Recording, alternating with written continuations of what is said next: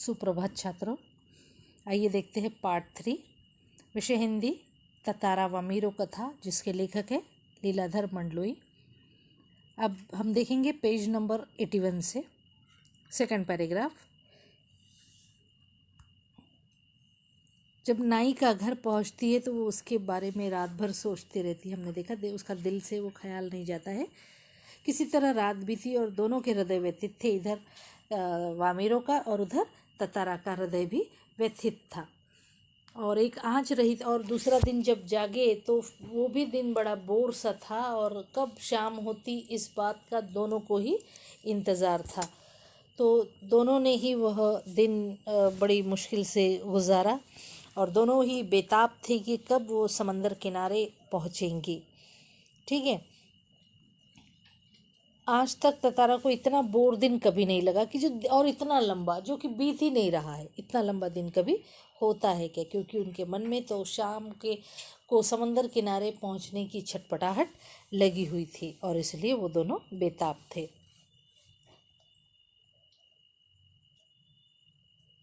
वह अचंभित था, साथ ही रोमांचित भी। दिन ढलने के काफ़ी पहले वह लपाती की उस समुद्री चट्टान पर पहुंच गया। वामीरो की प्रतीक्षा में एक एक पल पहाड़ की तरह भारी लग रहा था। बहुत बड़ा और इतना लंबा टाइम लग रहा था, गुजरता नहीं था। उसके भीतर एक आशंका दौड़ रही थी। अगर वामीरो न आई तो वह कुछ निर्णय नहीं कर पा रहा था। वो सिर्फ अन्य मनस्कता या कश्मकश में था कि अगर वामीरो आई या फिर वामीरो न आई, इस तरह की बातें वो सोच रहा था। सिर्फ प्रतीक्षा रहता, वो सिर्फ क्या कर सकता था? इंतज़ार कर सकता था।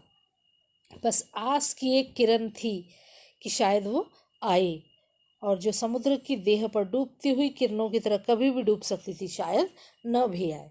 वह बार बार लपाती के रास्ते जो गाँव लपाती की ओर जाता उसकी ओर अपनी नज़रें गड़ाता था और वो बार बार देख रहा था कि वामीरो कहीं आ तो नहीं रही। सहसा उसने देखा कि नारियल के झुरमुटों में से एक आकृति कुछ साफ हुई, कुछ और। उसके खुशी का ठिकाना न रहा। सचमुच वो वामीरो थी। लगा जैसे वह घबराहट में थी। वह अपने को छुपाते हुए बढ़ रही थी। पता नहीं, उसे दिल में एक ख्याल था कि शायद उसे कोई देख ले या कोई उसे ना देखे यहाँ आते हुए, इसलिए वो अपने आप से ही छुपते छुपाते हुए आगे बढ़ रही थी। जब वो थोड़ी करीब आई तो देखा वह सचमुच वामीरो थी। फिर तेज कदमों से चलती हुई ततारा के सामने आकर ठिठक गई। अब दोनों एक दूसरे को देखते जा रहे थे। किसी ने भी पलके नहीं झपकी। लगा फिर दोनों शब्दहीन थे। कोई शब्द होते ही नहीं है। आपको मुझे ये लगता है कि जब प्रेम है दो व्यक्तियों में तो उसमें बोलने की कभी कोई ज़रूरत नहीं पड़ती, पढ़ना ही नहीं चाहिए। प्रेम शब्द से बहुत ऊपर है, परे है। कुछ था जो दोनों के भीतर बह रहा था। एकटक निहारते हुए वे जाने कब तक खड़े थे। सूरज समुद्र की लहरों में कहीं खो गया। अंधेरा बढ़ रहा था। अचानक वामीरो कुछ सचेत हुई, जैसे लगा कुछ याद आया उसे। उसकी चेतना भंग हुई और वह घर की तरफ दौड़ पड़ी। ततारा अब भी वहीं खड़ा था, निश्चल, शब्दहीन, क्योंकि प्रेम में किसी शब्दों की ज़रूरत ही नहीं पड़ती है। ये मन का वो भाव है जो दोनों व्यक्ति एक दूसरे के मन के भाव को भांप लेते हैं। दोनों रोज़ उसी जगह पहुंचते और मूर्तिवत एक दूसरे को निर्निमेष ताकते, यानी बिना पलक झपकाए। अभी एक दूसरे से बात नहीं शुरू की थी, बस भीतर समर्पण था जो अनवरत गहरा था। दोनों ने एक दूसरे को एक दूसरे के प्रति समर्पित कर दिया था। लपाती के कुछ युवकों ने इस मुख प्रेम को भांप लिया। कहते हैं कि इश्क और मुश्क यानी चूहा छुपाए नहीं छुपता है। तो यही बात है कि कुछ लपाती के युवकों ने इन दोनों को समंदर किनारे खड़े देख लिया और इनके मन में बह रही प्रेम की उस अद्भुत भावना को भी भाप लिया। और खबर हवा की तरह पूरे पांसा और लपाती और आसपास के गांव में फैल गई। वामीरो लपाती ग्राम की थी और ततारा पासा गांव का था। दोनों का संबंध बिल्कुल भी संभव नहीं था। रीति अनुसार दोनों को ही एक गांव का होना आवश्यक था। वामीरो और ततारा का समझाने बुझाने के कई प्रयास हुए, किंतु दोनों अपनी बात पर डटे रहे, अड़िग रहे। वे नियमतः लपाती के उसी समुद्री किनारे पर मिलते रहे। अफवाहें फैलती रही। उन्होंने बिल्कुल नहीं झुके लोगों के आगे। इसके बाद कुछ समय बाद पांसा गांव में पशु पर्व का आयोजन हुआ। आजकल जैसे है कोई न कोई आयोजन है, वैसे ही तब मनोरंजन के लिए पशु पर्व का आयोजन होता था। इस पशु पर्व में हष्ट पुष्ट पशुओं के प्रदर्शन के अतिरिक्त पशुओं से युवकों की शक्ति परीक्षा प्रतियोगिता भी होती है। वर्ष में एक बार इन्हें पशु के साथ आप वहाँ पे खरीद फरोख्त और बेच भी सकते हैं, या फिर पशु की व्यक्ति के साथ इस तरह भी होती है, या फिर व्यक्ति के साथ। सभी में यानी शक्ति परीक्षण आयोजन हम अगर कहें तो गलत नहीं होगा। वर्ष में एक बार सभी गांव के लोग हिस्सा लेते हैं। बाद में नृत्य, संगीत और भोजन का भी आयोजन होता है। शाम से सभी लोग पासा में एकत्रित होने लगे, क्योंकि इस पशु पर्व का आयोजन किसने किया था? पासा ने, यानी ततारा के गांव ने। धीरे धीरे विभिन्न कार्यक्रम शुरू हुए। ततारा का मन इन कार्यक्रमों में बिल्कुल नहीं था। उसका मन तो नायिका में लगा हुआ था। वह वामिरों को ढूंढ रहा था बुरी तरह। उसकी व्याकुल आंखें वामिरों को ढूंढने में व्यस्त थी। नारियल के झुंड के एक पेड़ के पीछे से उसे कोई झांकता दिखा।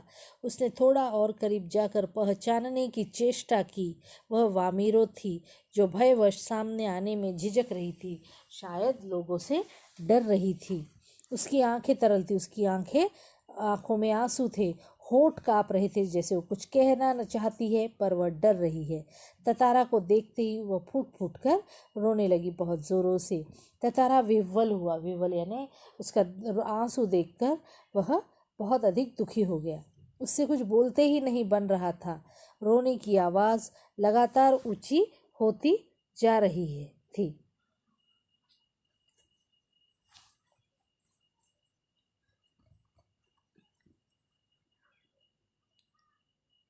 ततारा की कर्तव्य विमूढ़ था। वामिरों के रुदन स्वरों को सुनकर उसकी माँ वहां पहुंची और दोनों को बहुत भला बुरा उसने कहा और काफ़ी अपमानित किया। यह सुनकर वामिरो और जोनों से रोने लगी और ततारा को गांव वालों की उपस्थिति में यह दृश्य बहुत अपमानजनक लगा, क्योंकि यही वही गांव वाले हैं जो उसकी तारीफ करते नहीं थकते थे। इसी बीच गांव के कुछ लोग भी वहां पहुंच गए और उन्होंने काफ़ी भला बुरा किसको कहा? ततारा को कहा कि तुम इतने समझदार हो, सब तुम्हें पसंद करते हो और तुम ऐसा गलत काम करते हो। यह अपने प्रियजनों से यह बात सुनना ततारा के लिए बहुत ही अधिक असहनीय था। वामीरो अब भी रोए जा रही थी। ततारा भी गुस्से से भर उठा। उसने उसे जहाँ विवाह के निषेध परंपरा पर क्षोभ था, यानी ऐसा क्यों है जो जिससे चाहे शादी कर सके, इसमें जगह, वक्त, समय और एरिया की कोई ज़रूरत नहीं होनी चाहिए, है ना। विवाह तो दो मन का और मिलन है, तो फिर इसमें जगह, परंपरा की क्या आवश्यकता। इस बात का उसे बहुत गुस्सा आ रहा था। वही अपनी असहायता पर खींच अपने लिए कुछ न कर पाना उसके लिए और भी अधिक बुरा लग रहा था। उसे बहुत गुस्सा आया और गुस्से में अब वो क्या करेगा। वामिरो का दुख उसे और गहरा कर रहा था, क्योंकि वो लगातार रो रही थी। वह उससे प्रेम करती थी, पर वो दोनों भी एक दूसरे के लिए कुछ भी नहीं कर सकते थे। उसे मालूम न था कि क्या कदम उठाना चाहिए। अनायास उसका हाथ तलवार की मूठ पर अपनी तलवार पकड़ा। हम जानते हैं कि उसकी तलवार लकड़ी की थी। क्रोध में उसने तलवार निकाली और कुछ विचार करता रहा। क्रोध लगातार अग्नि की तरफ बढ़ रहा था। लोग सहम उठे, क्योंकि हम जानते हैं कि लोग सोचते हैं कि ततारा की लकड़ी की तलवार भले ही हो, लेकिन उसमें अद्भुत दैवीय शक्ति है, इसलिए लोग एक कदम पीछे हट गए। ततारा ने दोनों हाथों से अपनी तलवार पकड़ी और भरपूर जोर से उसे ज़मीन में घोंप दिया। एक सन्नाटा सा खिंच गया। अपने क्रोध के शमन के लिए उसने जो कार्य किया था, अपनी तलवार को धरती में घोंपने की, वह पसीने से नहा उठा। सब घबराए हुए थे। वह तलवार को अपनी तरफ से खींचते खींचते दूर तक पहुंच गया। वह हाँफ रहा था। अचानक जहाँ वो लकीर खिंच गई वहाँ एक दरार होने लगी, यानी अब वो फट जाएगी, मानो धरती के दो दो टुकड़ों में बैठने लगी हो। एक गड़गड़ाहट सी गूंजने लगी और लकीर की सीध में धरती फटती ही जा रही थी।